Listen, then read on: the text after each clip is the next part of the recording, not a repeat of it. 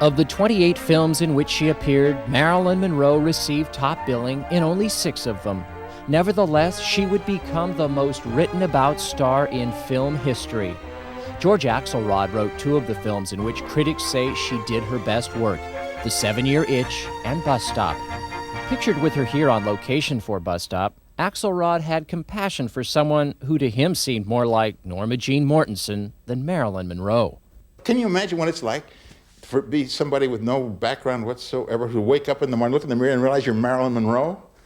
You have no idea quite how she achieved all this or why she's here. That lack of social pretension was part of her magic. Well into stardom, Axelrod says her personal wardrobe remained limited. She told me one time that when she was just starting, she didn't have a dress. She only had bathing suits because she did only she did was pinup stuff. When, at the big 7-year itch party after the end of the picture, she had to borrow a dress from Wardrobe from Columbia to come to it. When Look magazine dispatched a young writer to do the first major profile of Marilyn Monroe, Rupert Allan expected a blonde sex pot.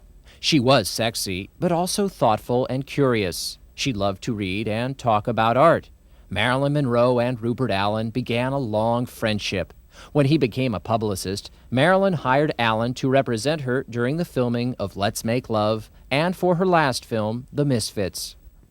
When Rupert Allan offered to have Marilyn's 34th birthday party here in his Beverly Hills home, she was delighted. Now, the studios had always celebrated her birthday, but that was for publicity reasons. As Marilyn told Rupert, this was the first birthday party ever given to her by a friend. His living room could seat 24 comfortably. Among those invited, James Stewart, Jack Lemmon, Gary Cooper, Yves Montand, and writers Vladimir Nabokov and Clifford Odets. Marilyn specified how Allan should invite the guests. Like Mr. Gary Cooper and whoever he wants to bring. I said, well, Rocky Cooper's in town, and that's his wife. She says, I know it's his wife, but I didn't say Rocky Cooper. Whoever he wants to bring. So she obviously didn't like Rocky Cooper. She's, part of a vast majority. Marilyn became so excited about her first real birthday party, she wanted to invite more people, even suggesting Allan put up a tent in his courtyard. And I said, no, I'm giving the party and I can't afford a tent over the whole courtyard. And she said, well, I'm going to pay for the tent and I'll pay for the party. I said, no, you're not going to pay for anything. It's my party. And we're having no tent. Even without the tent, the party went on till 4:30 in the morning. In gratitude and jest, Marilyn autographed a picture from her pinup days. In her message, she reminds Rupert that she gave him this picture in the garbage room at Romanoff's, a Hollywood hotspot.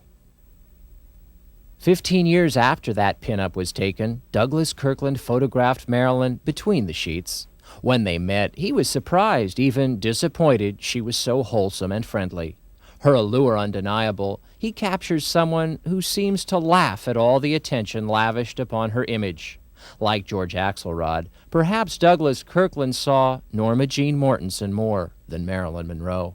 Marilyn was the great sexual illusion, and Marilyn she showed us how to have fun with sex. That was what Marilyn was to me. It was sexuality, beauty, and fun. It was a game, wonderful game. Only in Hollywood, I'm Peter Jones.